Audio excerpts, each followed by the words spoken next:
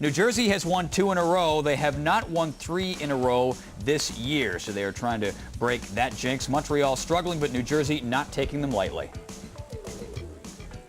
I was talking to my boss about this. I said, I don't know who made the schedule, but it's kind of tough that when you hear that Montreal is in Tampa Bay for 5 days and we're playing 3 games in 4 nights. It's kind of tough, but I guess we have no choice. We've got to play them. Well, I think they're certainly still going to be a strong team.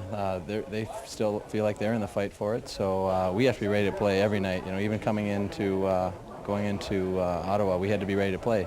They're out of the playoffs probably, but guys are fighting for jobs. Guys are looking ahead to next year, and certainly Montreal's in the thick of it, so they're going to be ready to play us. They've been struggling a bit in the past, but they still show up to every game, and if you're not ready for them, they're going to come up and beat you. So we just got to be ready for every game, and know we have to be patient.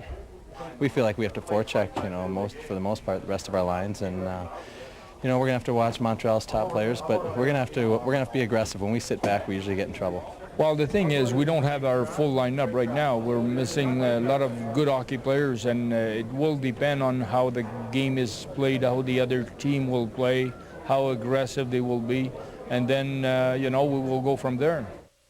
Heard Jacques make reference there just a few moments ago. Montreal spending some time in Florida. Was that time well spent, do you think? Well, they got some good practice time in. I read a good column by Red Fisher in the Montreal Gazette talking about the day that Steve Shutt ran practice. Steve Shutt called the Montreal Canadiens players to a gathering at center ice before practice and said, boys, let's ask a few questions here.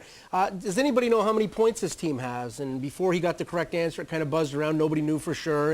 And how many games do we have left? And who's the team that we have to beat? And what place are we in the conference? And he asked all these questions, and he didn't get the answers just like that from the players. And Steve Shutt says, guys, you guys could probably tell me if so-and-so had signed a contract in San Jose and how much he got and what a signing bonus was and how much that impacts on your contract or your situation. But I get the feeling, we really don't know what kind of situation we're in, and you guys should be paying more attention to that kind of stuff. So maybe a little dissatisfaction there with the coaching staff and the players in terms of their thought process and their focus on the situation.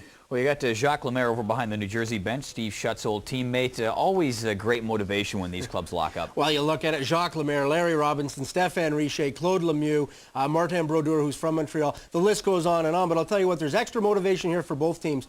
The Montreal Canadiens, last time they played in New Jersey, 53 shots on goal, a franchise record on the negative side for the Montreal Canadiens. They certainly want to atone for that. They've had the good practice time. The New Jersey Devils, as Jacques Lemaire said, feeling a little bit fatigued playing 3 games in 4 nights. And Montreal absolutely terrible on the road. We talked about that a little bit earlier. What we're going to talk about when we come back, Vancouver and Edmonton, that's a matchup coming up tonight. We're going to preview that game for you when Esso NHL Saturday night hits the ice when we come back.